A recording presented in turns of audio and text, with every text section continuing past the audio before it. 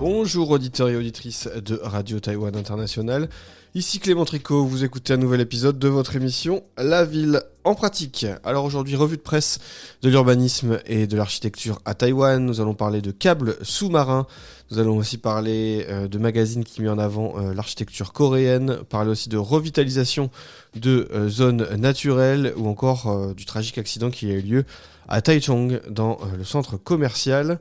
Et nous allons aussi aborder en fin d'émission, comme à chaque fois, un conseil de lecture. Cette fois-ci, c'est la revue Taïwan Architect du mois de février. Et nous allons aussi parler d'une exposition que je vous conseille d'aller voir au JUT Art Museum. Voilà, je pense que ce sera largement suffisant pour cette revue de presse. On commence avec un sujet très sérieux qui concerne autant l'aménagement du territoire que Taïwan dans son ensemble, qui est le sujet des câbles sous-marins. L'excellent magazine indépendant The Reporter, disponible en ligne et uniquement en mandarin pour la plupart des articles, a publié justement récemment un sujet, un gros dossier sur le défi, comme il l'appelle, de maintenir le réseau numérique qui est vital en pleine crise, notamment sur le réseau de câbles sous-marins. Alors pourquoi les câbles sous-marins sont importants ? Parce qu'ils transportent plus de 95% des transmissions de données mondiales, et donc c'est une infrastructure stratégique importante pour tous les pays, et ça l'est d'autant plus pour Taïwan. Et l'article revient justement sur une suite d'accidents depuis ce début d'année, en janvier, depuis début 2025, où Taïwan a connu une série d'accidents de rupture de ses câbles sous-marins. Ça a commencé dès le 3 janvier, avec un câble sous-marin dans les eaux au nord-est de Yelio à Taïwan qui ont été endommagés. Ensuite, le 15 janvier, c'est tous les câbles sous-marins près de Matsu, le secteur numéro 3, on va pas rentrer dans les détails, qui ont aussi été abîmés. Ça s'est reproduit le 22 janvier, et à chaque fois qu'un câble sous-marin se brise, eh bien Taïwan doit compter sur des navires câbliers sous-marins qui viennent réparer ces infrastructures qui sont vitales notamment dans la transmission de données. Et donc la question qui se pose, c'est pourquoi Taïwan ne peut pas réparer lui-même, pourquoi l'État taïwanais ne peut pas prendre ça en charge lui-même pour réparer ces câbles ? Eh bien parce que c'est assez complexe, mais pourtant c'est vital pour le pays dans notre société archi-numérique. Alors, il cite une donnée qui est assez intéressante au début de l'article. Le Comité international de protection des câbles, et ça existe, cite qu'il y a environ 150 à 200 défaillances de câbles sous-marins dans le monde chaque année, dont environ 70 à 80% sont causées par des activités de pêche commerciale, notamment les ancres, tandis que le reste est causé en partie par l'usure, sans compter les dégradations volontaires, qui sont plus difficiles à reconnaître et à analyser. D'ailleurs, même si rien n'indique que le nombre de ruptures de câbles volontaires, ou en tout cas liées à des activités humaines, est augmenté, le gouvernement central taïwanais a quand même donné un rapport d'examen qui met en avant que entre 2019 et 2023, il y a eu 36 cas de câbles sous-marins qui ont été endommagés par des forces extérieures, et avec une moyenne d'environ 7 défaillances par an, jusqu'à 12 en 2023. En tout cas, rien n'indique officiellement que ce nombre de ruptures augmente. Là où c'est aussi intéressant, c'est que l'article souligne que Taïwan possède en fait 14 câbles sous-marins, reliés avec 14 de ces câbles sous-marins internationaux, et qu'il y a 6 câbles sous-marins nationaux qui relient entre Taïwan, Pankru, Jinmen ou encore Matsu. Et si un seul câble sous-marin est endommagé, eh bien le signal ne sera pas trop affecté, car les câbles sous-marins peuvent se soutenir mutuellement.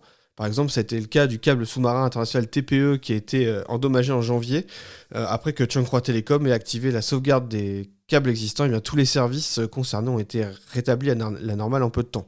Là où il y aura un problème, c'est que si effectivement il y a plusieurs câbles qui sont coupés en même temps. Je vous passe les différences entre transmission de données par satellite et par câble, mais là où c'est intéressant dans l'article, c'est justement que l'article met le doigt sur une chose, c'est que Taïwan ne dispose pas de ses propres moyens de réparation des câbles et donc doit faire appel à des équipes internationales, ce qui, dans les situations d'urgence, peut faire perdre du temps et décaler la réparation de ces infrastructures pourtant vitales dans la transmission de certaines données. Voilà, pour la suite de l'article, on rentre un petit peu dans le détail sur la manière dont sont réparés ces câbles sous-marins avec ces navires qui vont repérer la panne, envoyer une espèce de, on va dire de sous-marin pour aller récupérer le câble, faire la réparation et le re-enfouir dans le sol. Mais là, je vous passe aussi les détails. Ce qui est intéressant, c'est la fin, c'est justement les questionnements sur qu'est-ce que Taïwan devrait faire pour essayer d'assurer une sécurité. D'ailleurs, ces câbles sous-marins font partie des infrastructures stratégiques de l'État taïwanais, qui sont des infrastructures majeures pour le pays. Et donc, il y a des efforts qui sont faits, notamment pour un professeur au département d'ingénierie de l'Université nationale océanique de Taïwan, eh bien, il souligne qu'il faudrait peut-être renforcer l'expérience en ingénierie offshore, notamment en misant sur voilà, les compétences qui sont acquises par les Taïwanais via l'éolien ou ce genre de choses, pour renforcer notamment les capacités de réponse et de réactivité pour l'entretien et la réparation en cas de situation d'urgence. Mais il y a aussi, selon lui, une politique claire à renforcer sur la planification, en tout cas la gestion de l'espace maritime, afin de s'assurer qu'il y a le moins possible de dégradation, on va dire, extérieure qui soit réalisée sur les câbles et ces infrastructures majeures. On passe à un tout autre sujet, je voulais l'évoquer, j'aime toujours quand les Taïwanais s'intéressent à l'architecture étrangère. Le magazine Théa Mag, la référence d'architecture dans le pays, met en avant une réflexion sur la vague coréenne, c'est comme ça qu'ils l'appellent, mis en avant voilà, l'architecture qui vient non pas du Japon, mais de Corée, comme ça peut l'être. Alors après la K-pop, vous savez, cette musique coréenne, les dramas, les films et les séries, on ne les cite plus, les séries et les films coréens qui sont en train d'envahir le marché mondial. Eh bien là, Théa se dit qu'il est intéressant aussi de regarder ces architectes qui viennent de Corée et qui vont peut-être aussi influencer l'architecture, au moins en Asie, avec à la fois cette capacité qu'ont les Coréens à aller essayer de préserver leur architecture traditionnelle à coup de grand renfort de politique nationale, et que l'ampleur des efforts de préservation et de restauration est importante. Et si vous visitez une ville comme Séoul, vous vous en rendrez compte assez facilement, que ce soit dans les anciens palais ou encore dans les petites constructions plutôt habituelles, les hanok par exemple. Mais le gouvernement encourage aussi les architectes coréens à utiliser de plus en plus des nouvelles technologies, et notamment à innover dans l'utilisation de matériaux. Pour eux, c'est intéressant d'utiliser certains types d'acier, de béton ou de nouvelles types de structures intelligentes, type de verre, récupération de chaleur, etc. Il y a énormément on va dire, d'expérimentation et de recherches qui sont mises en avant dans l'architecture. Et ce magazine fait un magnifique dossier sur les différents architectes et les influences qui pourraient venir de Corée, qui vont s'installer peut-être à Taïwan et qui pourraient toucher aussi l'Europe. Et donc je vous conseille largement cette lecture. On va l'évoquer rapidement, on en a largement parlé sur Radio Taïwan International. On suit effectivement l'annonce tragique de l'explosion dans un grand magasin à Taichung qui a fait plusieurs morts, 4 morts et 30 blessés. Ça, c'était le bilan à la date du 13 février. Selon les autorités, une explosion de gaz est survenue ce 13 février dans le magasin à Xinjiang Mitsukoshi à Taichung, avec un bilan lourd de plusieurs morts. Et donc dans la suite, des inspections suite à cette explosion ayant causé la mort notamment de 4 personnes sont en cours. Des inspections de sécurité, notamment sur d'un côté les équipements liés au gaz et aussi tout ce qui touche au zonage de protection à incendie, mais il y a aussi une question de s'assurer que plus aucun débris ne risque de tomber du bâtiment, une procédure de sécurisation classique et bien évidemment générale dans ce genre de situation. On le rappelle, les pompiers soupçonnaient que l'explosion était en lien avec des travaux qui avaient lieu au 12e étage. Quelques brèves assez rapides, on peut citer plusieurs choses, par exemple, la ville de Taipei veut lutter contre les propriétaires de deux roues qui laissent peut-être un peu trop longtemps leurs deux roues stationner leurs scooters ou leurs motos sur des places de parking. Par exemple, 400 places de stationnement de scooters à proximité du métro et de la gare ferroviaire de Taipei, à partir du 3 mars, subiront des hausses des frais de stationnement, ce qui permettra certainement de faire bouger les propriétaires. Une autre brève aussi rapide qui concerne des tonnes de déchets qui ont été accumulés. Effectivement, on vous a parlé du festival des feux d'artifice qui a eu lieu récemment dans la ville de Tainan.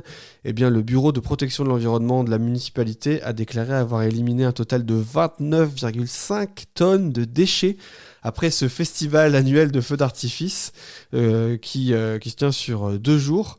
Je le rappelle, 29,5 tonnes de déchets pour un festival.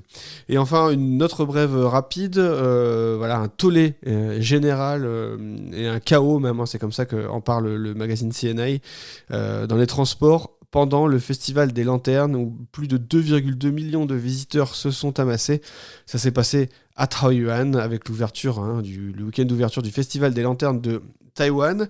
Eh bien, le métro s'est retrouvé archi blindé, 2,2 millions de visiteurs qui ont afflué pour aller voir les lanternes. Et le festival, l'afflux festivalier a provoqué d'énormes embouteillages et des passagers étaient longtemps bloqués sur les quais du métro. Les vidéos et les photos sont assez impressionnantes. C'est assez rare à Taïwan de voir ça. En réponse à ça, la municipalité a assuré qu'elle augmenterait les fréquences des trains et des métros pendant cette période des lanternes pour éviter que ça se reproduise, même si on peut comprendre que l'effet de lancement soit passé, qu'il risque d'y avoir peut-être un petit peu moins de monde, mais attention quand même. Petit conseil de lecture dans la revue, dans cette revue de presse. Je vous invite à lire cette fois-ci le numéro de février, encore une fois, d'une revue d'architecture. Là, ce n'est pas Théamag, mais là, c'est la revue de l'architecture taïwanaise. Et bien, cette fois-ci, qui se concerne sur les architectes. Et c'est un focus sur les prix d'architecture de Taïwan 2024, qui retrace un petit peu les différents projets lauréats, avec des interviews des différents architectes. On en a parlé dans l'émission, on va pas revenir là-dessus, mais voilà, si vous voulez un condensé dans une revue que vous pouvez acheter en ligne, eh bien c'est en mandarin, mais en tout cas voilà, vous aurez de magnifiques images pour voir un petit peu ce qui a été célébré dans l'architecture à Taïwan en 2024 via le prix le plus important de Taïwan, le prix d'architecture de Taïwan. C'est l'Oscar, on peut dire, de l'architecture taïwanaise. Je vous conseille cette lecture.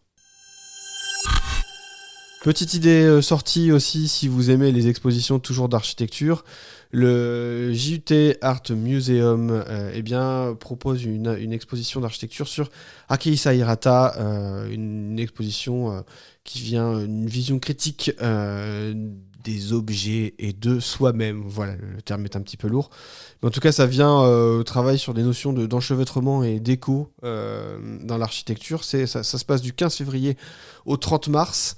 Et donc c'est un architecte qui est de nouveau invité à exposer ses œuvres, qui vient présenter notamment un travail de maquette de certains architectes japonais. Il est notamment connu pour un bâtiment assez emblématique à Taïwan, avec énormément il est connu pour multiplier les formes et les volumes sur ces bâtiments, avec des fenêtres un petit peu extravagantes, des jeux aussi d'espace pour des balcons, des toits terrasses, des plantes un petit peu incongrues.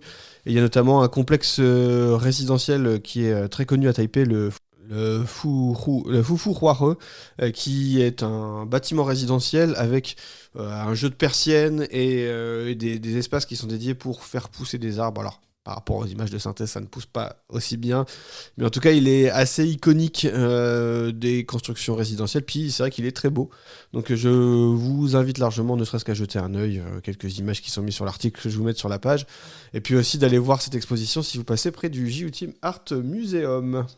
Et nous arrivons tout doucement au terme de cette revue de presse. C'était Clément Tricot, vous écoutiez La Ville en Pratique. Moi, je vous donne rendez-vous bientôt pour d'autres émissions, et surtout, portez-vous bien.